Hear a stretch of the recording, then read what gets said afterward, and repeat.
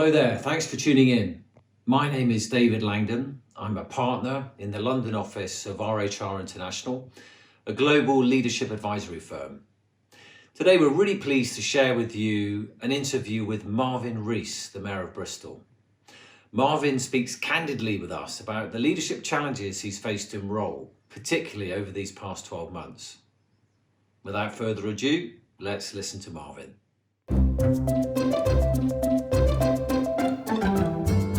So it's a pleasure to be able to talk today to Marvin Rees, the Mayor of Bristol, and gain perspective on what inclusive leadership looks like from the position of a city mayor. Marvin, I'm tempted to say that you don't need any introduction. However, we do need to acknowledge that you are the country's first Black mayor. And in the past 12 months, you've often been at the forefront of global media attention, notably the tearing down of Edward Colston's statue, amongst many other and recent events. Marvin, let me ease us into the conversation and ask you to share with us your journey with diversity, cultural, global, or racial. What have you learned and how has it changed your view of the world? Well, my own journey with diversity is in me because I am the child of a white woman and a Black father. My mum grew up between Bristol and Merthyr Tydfil in South Wales. Her grandmother before came from Ireland. My dad came from Jamaica as a 12-year-old. And so I've always lived transcending those boundaries of race. And then as I've gone through my life, obviously moving from my secondary school to university to get various jobs and get elected, then I'm moving in worlds that are of different class as well. So as a kid, I lived in a refuge. Mum started working after a while, and then I went off to university and I started, mixing with guys who went to boarding school. I've lived across that. I think when I look at how we approach it as a country or as a world, I certainly think that that leaders can set a framework within which we do or do not have the ability, or it's more possible or less possible for us to have the ability to live with difference. I can live with difference, it's not a problem. And I can live with a sense of identity that is dynamic and moving. I think that's the way identities are actually, and they're not stagnant, they're not summarized in one sentence. And I think that's the same for, that's not just for an individual, that's for groups as well. And I think what we need is a leadership that equips us with those tools, a philosophy that fits us with those tools, but certainly a leadership that creates a framework in which we can live well with difference. Yeah, that's great. I mean, and then within this last 12 months, 2020 is undoubtedly going to go down as a marker in history shaped by global pandemics, political, social justice movements.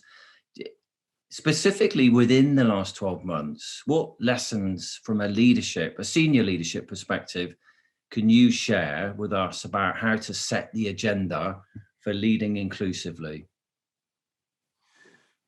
I think that, so obviously the hauling down of the Colston statue pulled the curtain back on a whole bunch of challenge for us in Bristol. It's not that people didn't know that challenge was there. There were many people that knew the challenge was there.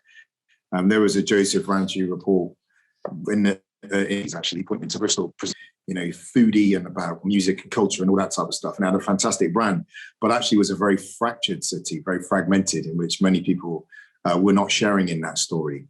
So that's something many of us have known about and been grappling with for a long time. Others just didn't need to come into contact with it, so it wasn't real for them.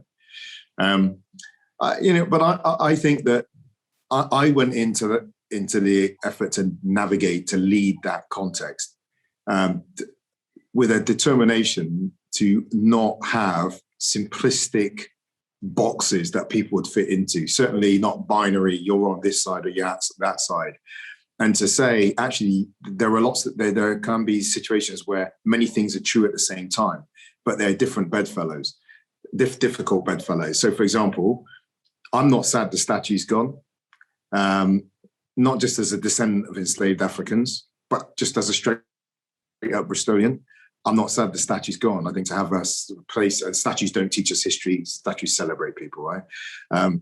But to have a statue up to a slaver in the city, I think was a shame. But I'm elected mayor too, and but even as a Bristolian, I can't condone criminal damage. Right? Can't just go and do criminal damage because you want to do it. And they're difficult bedfellows, but they're both true at the same time. Now, the other real important drive I wanted the city to know is that this is a city for you, and the reality of life is, and sometimes we put our common sense aside when we get into politics, right? But we know that in everyday life, sometimes even in a family, right, you'll get what you want. Sometimes in a family, you won't get what you want. And sometimes you will actually get what you didn't want, right? But you're still in that family, right? And it doesn't mean people don't love you. It doesn't mean there's no respect. And I elevate that to the city.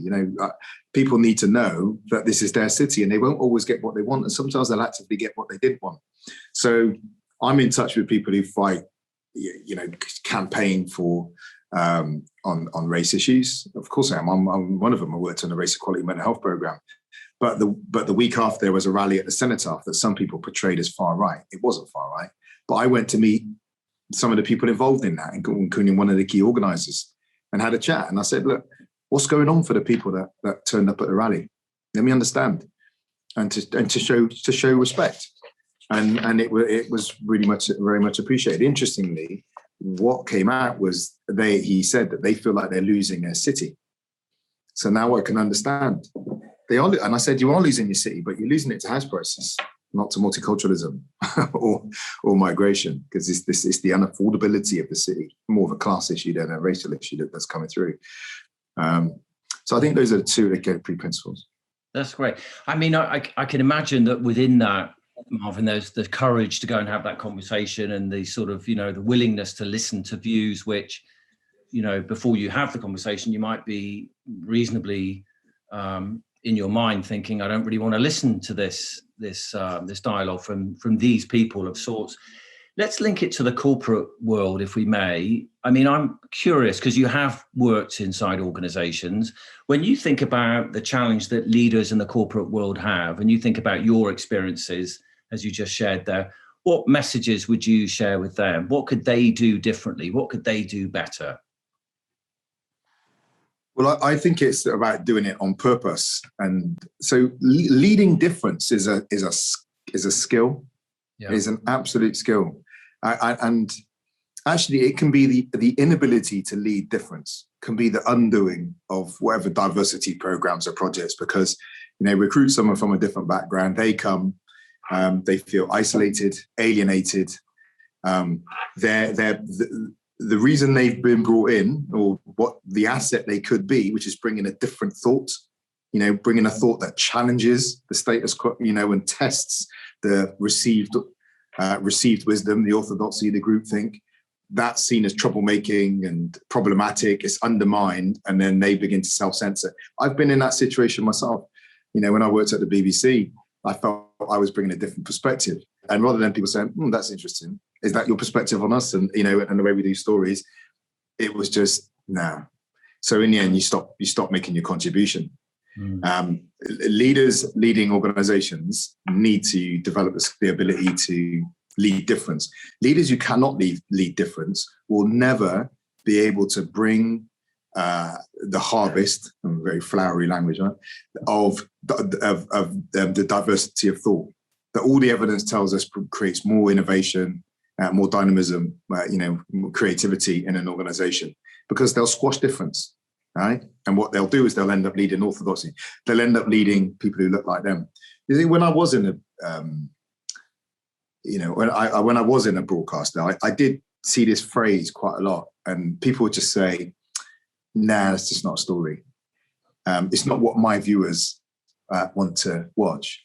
And what they mean is, "Nah, you don't think like me." I pitched in 2006, myself and two friends who own a TV company, pitched a documentary to BBC on the Abolition 200 year. And the series producer at the time said, "Nah, there's no story in it." Well, 2007 turned out to be an incredibly controversial year, the 200th anniversary of William Wilberforce's. It was a massive story. They came back to us later in the year to ask us to actually make the documentary. But it's that first kind of framework. I'm the leader. I am the filter of what is and is not a legitimate question, what is and is not a legitimate story area for concern. And if someone doesn't have the ability to step back and just check themselves and ask questions about that, then they could be missing out on real opportunity. Well, do you think things have changed? I mean, that's 2007 and we're sort of, 13, 14 years on from that. You'd rather like to think, especially given the last 12 months. What do you think? I mean, do you see evidence of a broader mindset, a more inclusive mindset? Do you see change? That's a difficult question. I mean, change is real. Change is happening all the time.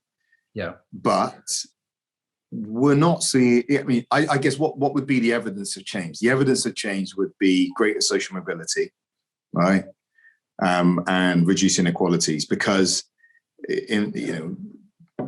what accompanies the inability of leaders to lead difference and create opportunity for people or realize the opportunity for people from different backgrounds with different worldviews. What accompanies that is people don't progress through organizations. They don't get the height, they don't get the salaries, they don't get the influence, and they don't get the transformation. Well, we still have our inequalities, right? We haven't tackled the gender pay gap. We haven't tackled the race pay gap. We are still a socially immobile country.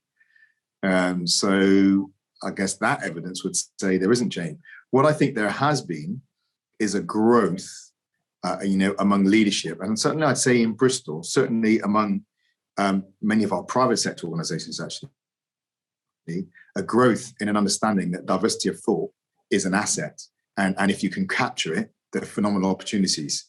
I know Hargreaves Lansdowne, Burgess Salmon, PwC, KPMG. I've been involved in conversations with leaders in all of those organizations who have said that. But then realizing it and then delivering on it is obviously, another level of challenge. Yeah, and this is maybe another one of those questions, right? It's easy to ask. I mean, this type of topic is as complicated as you like because it stretches out into all aspects of macro trends and themes. But oftentimes it can be simple, and that there's the power. If you could share advice to the corporate world, to corporate leaders who without doubt are grappling with this and trying to work their way through, if there was one thing that you would advise them to think or do, what would it be, Marvin? From your experience, what would it be? Can I say two things? Is that okay? One is that business leaders need to be involved in the development, advocacy for and an implementation of good social policy, right? Because that's where the talent pipeline comes through. Poor quality housing, domestic violence, deteriorating children's mental health. And remember, we can build up children's mental health and well-being from physical activities, constructive youth services, good sports clubs, and all the rest of it. Good quality social policy at the front end, in line with Michael Marmot's, tackling health inequalities, will deepen and broaden the talent pipeline that's coming through for us. People will be more able to learn, and they will have that more mental, emotional resilience. And that's the investment. That comes through in 15, 20, 25 years' time, doesn't it? But actually, don't we wish someone had done that 20, 25 years ago? For us, you have to look at that long term. And I think social policy cannot be left up just to local authorities and the National Health Service. We need those businesses. There's a great power in businesses advocating for affordable homes and tackling child hunger. We've had that in Bristol. Yeah. But long term, in immediate term, what I would probably recommend is what I benefited from in politically, Talent Spot. Just proactively go out and identify and recruit talent into your organization. But remember, talent doesn't always reveal itself, particularly if it's under a leader that doesn't have the ability to lead difference. Yeah. So you're gonna have to be really tuned in to see where those are. So, let me be blunt about it. I was at the BBC for 5 years. I joined as a Band 5 journalist. I left after 5 years as a Band 5. Not one promotion, no career progression in 5 years. My pay went up £4,000. So you'd look at me and you'd say, well, talentless person. Within 5 years of leaving the BBC, I was at Yale. I was a World Fellow at Yale with Alexei Navalny, Lumumba Diaping, Sergei Lagodinsky. Alexei is well known. Lumumba's a climate change negotiator, UN ambassador. Sergei is a Green MEP in Germany now. And then 10 years up, another 6 years on after that, I'm mayor of Bristol. And then within a couple of years that, I'm co-chair of Global Parliament of Mayors, and doing what we're doing. So look into your own organisation and identify those people, and then go outside your organisation and begin to identify talent as well. You might also want to task your own management, right, and hold them accountable for developing talent.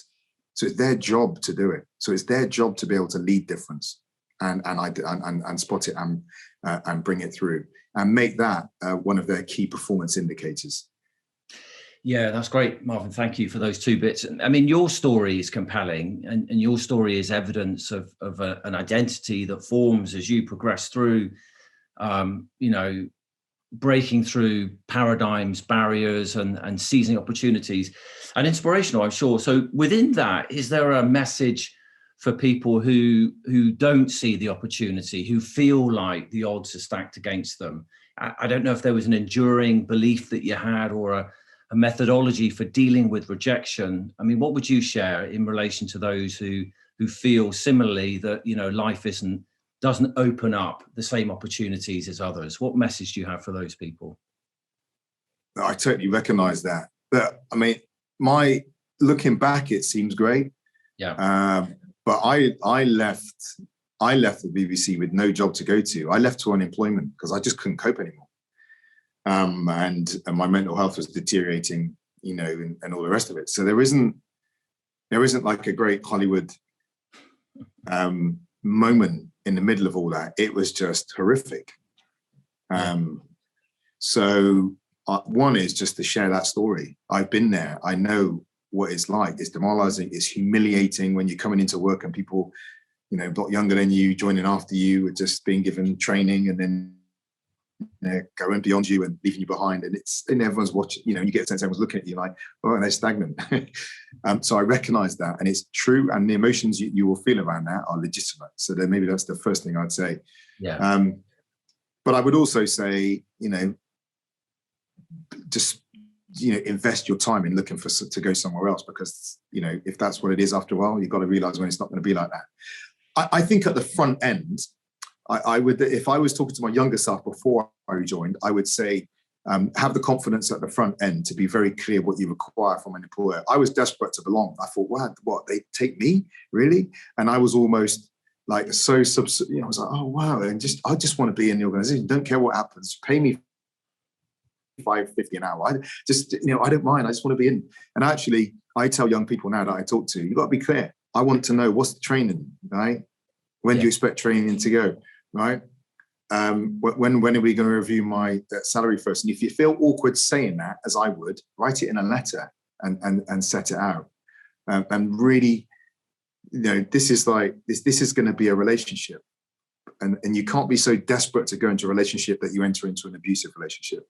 So be really clear what a good relationship would be, and make sure that that employer is going to live up to their part of that relationship. Get them to commit to doing so.